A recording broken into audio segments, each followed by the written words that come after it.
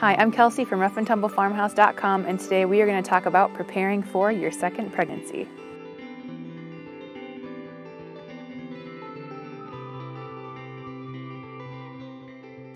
So it seems crazy to me to already be planning and preparing for our second pregnancy. Our daughter just is past her first birthday, and we decided to have our kids about 2 years apart. This isn't because of any particular reason. It's more so just about kind of biology. My husband, he's 40.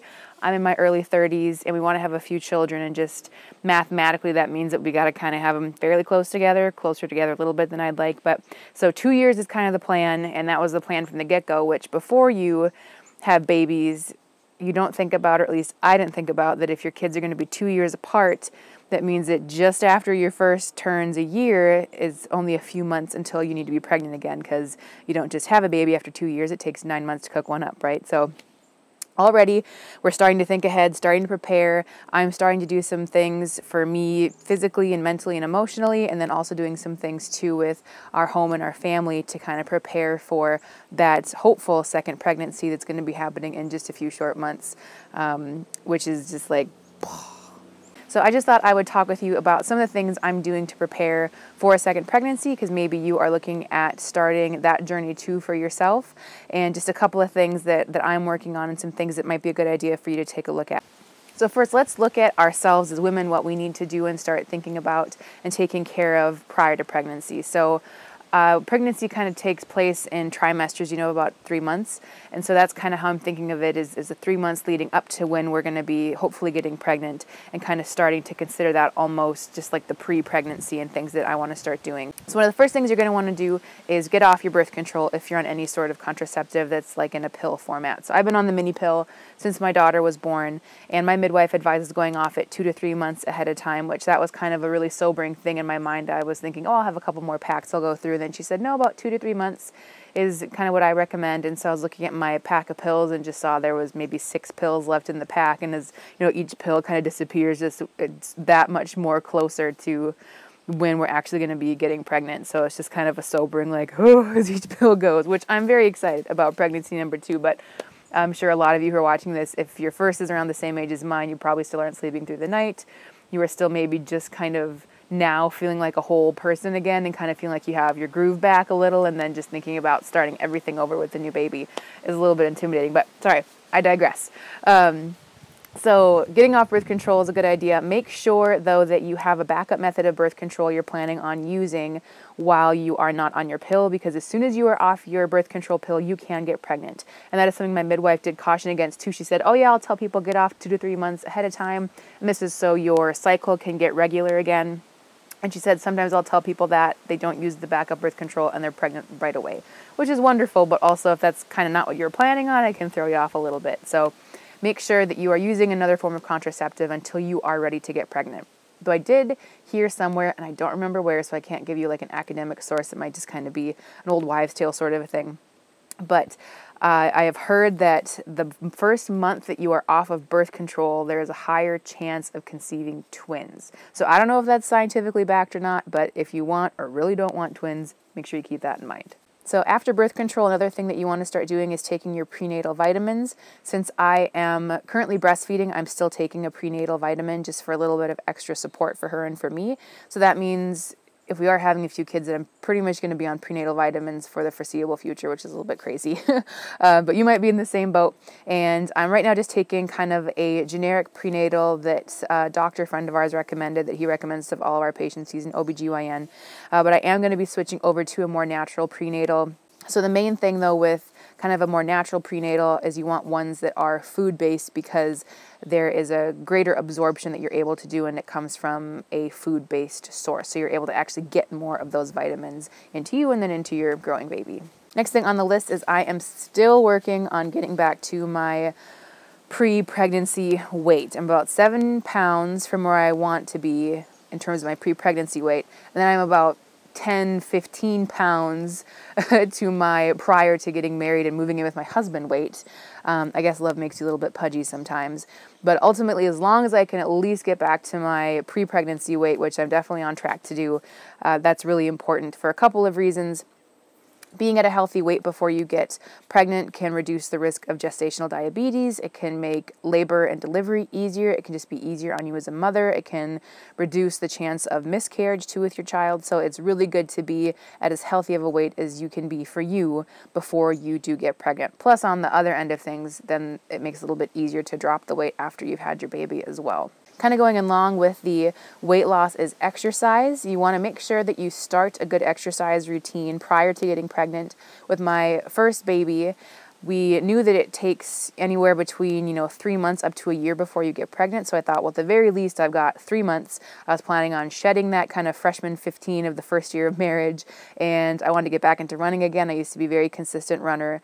I had these ambitions of being kind of one of those cool moms that's out there jogging with like her big belly, and you're just like, oh, look at that awesome woman go. And so that was kind of my plan. Yeah, I'll just run all through pregnancy. It'll help me keep the weight off, help me keep fit. And then we got pregnant immediately. And they don't advise starting any sort of workout or exercise routine, especially something strenuous like running, if you haven't already been doing it. So if you have something, whether it's running or rowing or swimming or something like that, that you want to do during pregnancy to keep fit, it's a really good idea to start that a couple months in advance so your body is already acclimated to it and conditioned to it so you can continue it then throughout your pregnancy. Also, kind of a no-brainer is you want to make sure you are eating well, just the basics, your whole grains, your leafy greens, your fruits, avoiding processed sugars. Way easier said than done. This coming from a woman who made caramel rolls yesterday. Why? Why do I do this to myself? But so making sure you're starting to eat well. It's the same reason you're taking those prenatal vitamins, is you are making sure that your body is in peak condition so that you have everything there to nourish your baby, and that you also have everything there in place to keep you healthy during your pregnancy, because being pregnant, as you very well know, if this is your second baby, takes a lot out of you physically. So it's really important to make sure that you have your body in as healthy a condition as you can before you are literally growing another body inside of you. Another thing that you want to start doing is tracking your menstrual cycle. So like I was saying before with going off of birth control early, a lot of times the main purpose for that is to get your cycle regular. Mine is still kind of all over the place. It's anywhere from 25 days to 36 days. There has been the last several months, and then it just disappeared entirely for a month, which is all really normal if you are postpartum and if you're still breastfeeding. Sometimes just your baby all of a sudden sleeping through the night or not sleeping through the night can change how your menstrual cycle is, all sorts of different things. So going off of birth control can help with that, to get those cycles regular.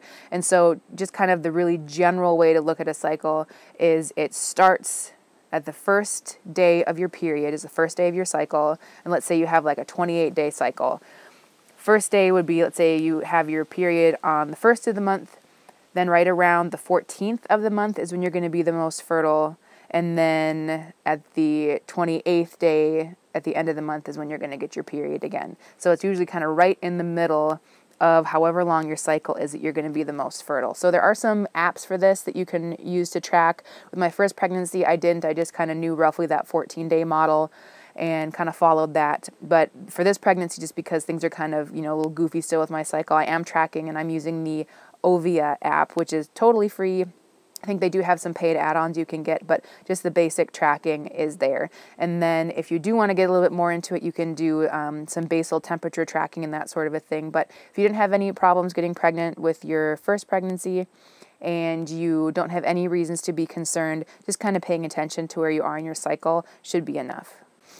Okay, so those are kind of the physical things that we want to take a look at before we are trying to get pregnant. And now let's talk just a little bit about our mental, emotional, spiritual state. So one thing I'm trying to be really cognizant of is checking in with myself in terms of really how I'm feeling. And you should be doing that too, about how you're feeling. Having a baby, your first child, just kind of changes your whole world, obviously. There's a lot more stressors you might be dealing with, a lot of different things going on. So it's really important to look at your kind of mental and emotional well-being. And if there's areas where you are feeling, depressed or hopeless or anxious or overwhelmed, and that's kind of the majority of the time, and that's something that you definitely want to talk with somebody about. It's not your fault at all, and it's nothing to be embarrassed or ashamed about, especially if you're watching this during the pandemic, which we're currently in. There's a lot of stuff to be stressed about and a lot of things to struggle with, and it can cause problems getting pregnant if you are really, really stressed.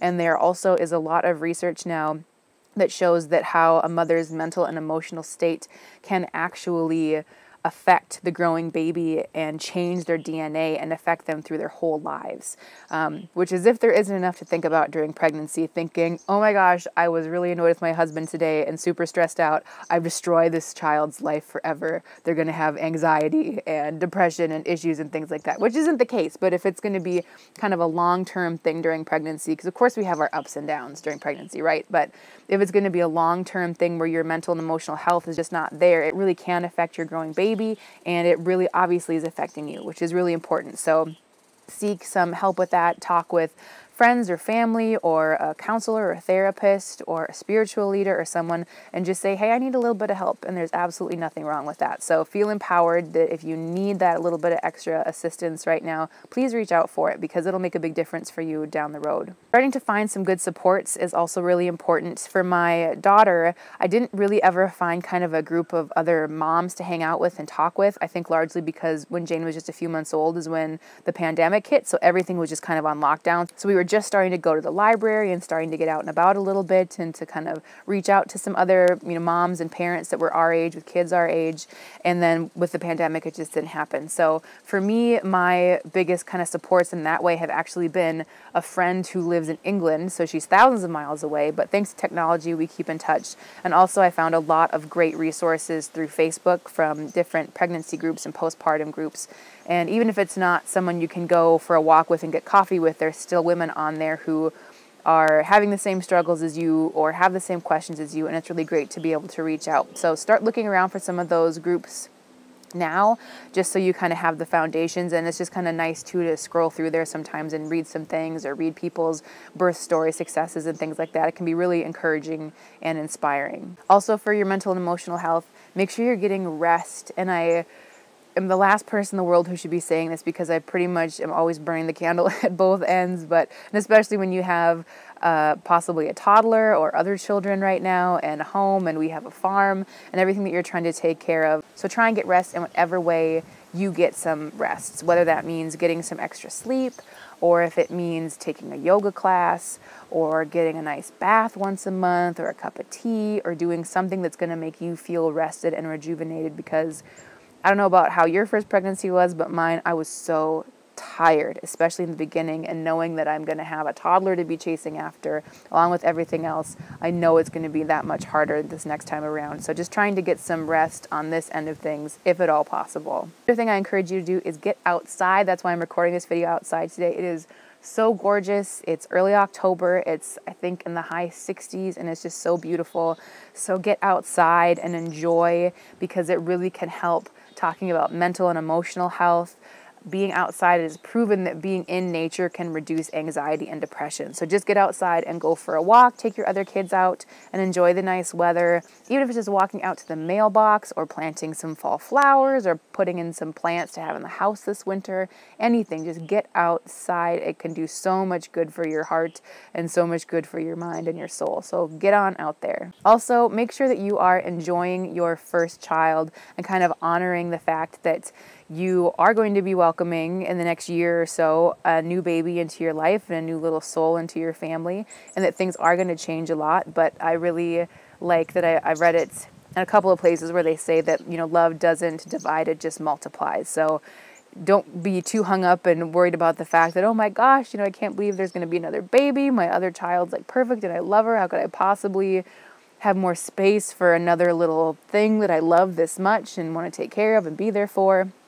And that's something I still kind of think about, but just kind of honoring that I'm having those thoughts, and looking at my daughter and just cherishing all the time that I have with her, where it's just our little family of 3, and knowing that it's going to be so much fun and so wonderful in so many different ways when another baby comes. But in the meantime, just really soaking in all the special time we have with our first. Okay, so we have kind of covered ourselves, talking about physically what we need to be doing, and mentally, emotionally, spiritually.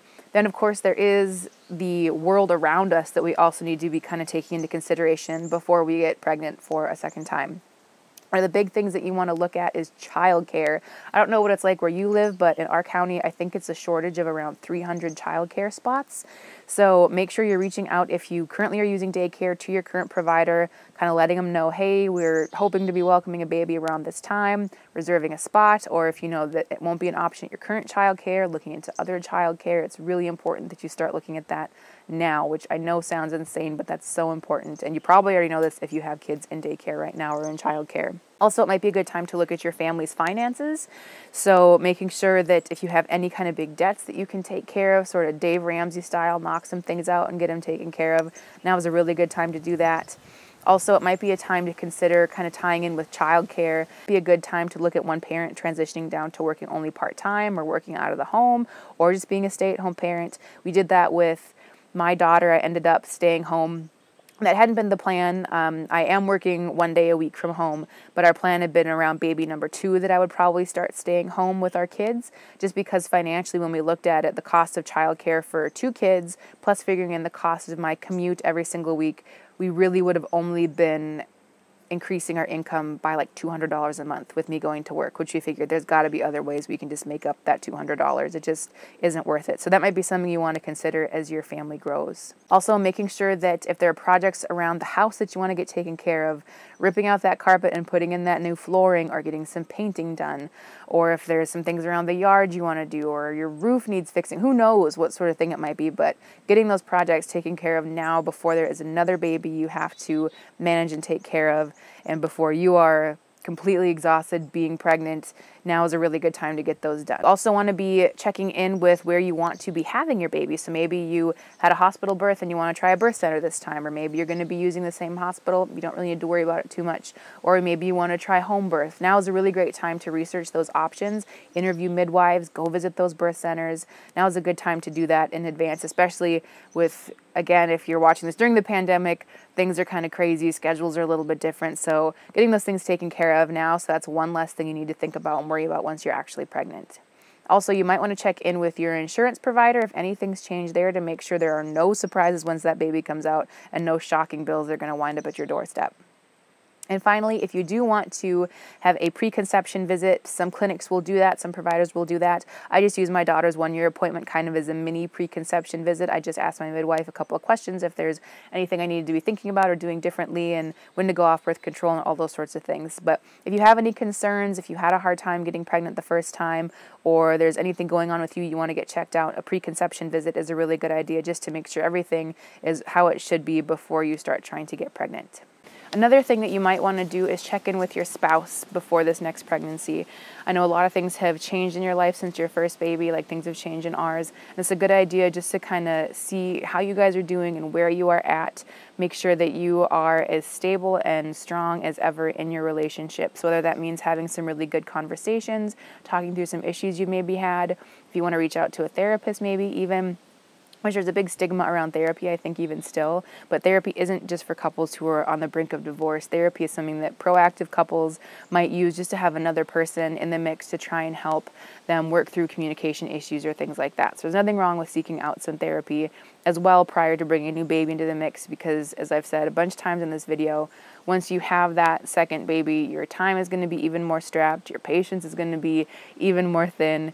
So making sure that you and your significant other are really as strong as you possibly can be before you grow your family. Okay, so that is my list of things that I am currently doing and thinking about while planning for our second pregnancy. If you are in this stage as well, planning for your second pregnancy, that's so exciting. I'm so excited for you. And I'm sure if you're anything like me, you might be just like, oh my gosh, I can't believe we're going to be doing this again. This is so exciting. And then the next day you're like, why are we doing this again? I'm so tired. We should wait longer. This is blah, like it's too much. So I know it might be one or both ways for you, like it is for me, but I'm very excited for you and just sending you absolutely all the best. And if you have any other additional thoughts or things that you think folks should be thinking about when they are planning to get pregnant again, please go ahead and comment below. It's really awesome when women can be a great resource for each other and sharing information with each other. So thank you very much for watching. I hope you found this useful. You can always check back here at my channel every single week for new videos about farming, family food, and fortitude here at our rough and tumble farmhouse.